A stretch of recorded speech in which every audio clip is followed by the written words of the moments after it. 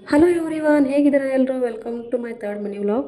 ನೋಡಿರಿ, ಇವತ್ತು ನಾವು ಕಿರ್ಸಾಲಿ ಪಲ್ಯ ಮಾಡೋದು ತೋರ್ಸಾಕತ್ತೀವಿ ರೀ. ನಮ್ಮ ಉತ್ತರ ಕರ್ನಾಟಕ ಒಳಗೆ ಇದಕ್ಕೆ ಕಿರ್ಸನ್ ಪಲ್ಯ ಅಂತ ಹೇಳ್ತೀವಿ. ಇದ್ರ ಪಲ್ಯ ಅಂತೂ 5 ನಿಮಿಷನಾಗ ರೆಡಿ ಆಗಿಬಿಡ್ತೈತೆ ರೀ.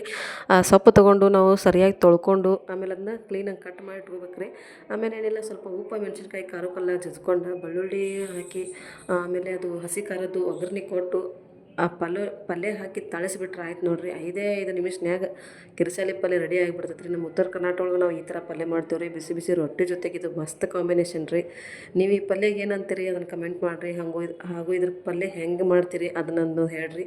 ಈ ಪಲ್ಯ ಒಂದು ವಿಶೇಷ ಏನಂದ್ರೆ, ಇದಕ್ಕೊಂದು ಸ್ವಲ್ಪ ನೀರು ಹಾಕಂಗಿಲ್ಲ ರೀ. ನಾವು ಉಪ್ಪು ಮೆಣಸಿನ್ಕಾಯಿ ಅರೆದು ಅದನ್ನು ಒಗ್ಗರಣೆ ಒಳಗೆ ಹಾಕಿರ್ತೀವಲ್ಲ ರೀ, ಆ ಉಪ್ಪು ಒಳಗನ ಇದು ನೀರು ಬಿಡ್ತೈತಿ. ನೀರು ಬಿಟ್ಟು ಅದರೊಳಗೆ ಕುದ್ದು ಇದು ಬಾಡಿಸ್ಬೇಕು ರೀ. ಇದನ್ನು ಮಸ್ತ್ ಟೇಸ್ಟ್ ಇರ್ತೈತಿ. ನೀವು ಹೆಂಗೆ ಮಾಡ್ತೀರಿ ಇದ್ರ ಪಲ್ಯ ಹೇಳ್ರಿ. ಹಾಗೂ ಇದಕ್ಕೆ ನೀವು ಏನು ಹೆಸರು ಅಂತೀರಿ ಅನ್ನೋದನ್ನು ಹೇಳ್ರಿ. Thank you for watching. ಮುಂದಿನ ವ್ಲಾಗಲ್ಲಿ ಸಿಗೋಣ ಎಲ್ಲರಿಗೂ. ಮತ್ತು ನೆಕ್ಸ್ಟ್ ವ್ಲಾಗ್ ಒಳಗೆ ಸಿಗೋಣ ರೀ. ಅಲ್ಲಿವರೆಗೂ ಬಾಯ್, ಟೇಕ್ ಕೇರ್ ಎಲ್ಲ.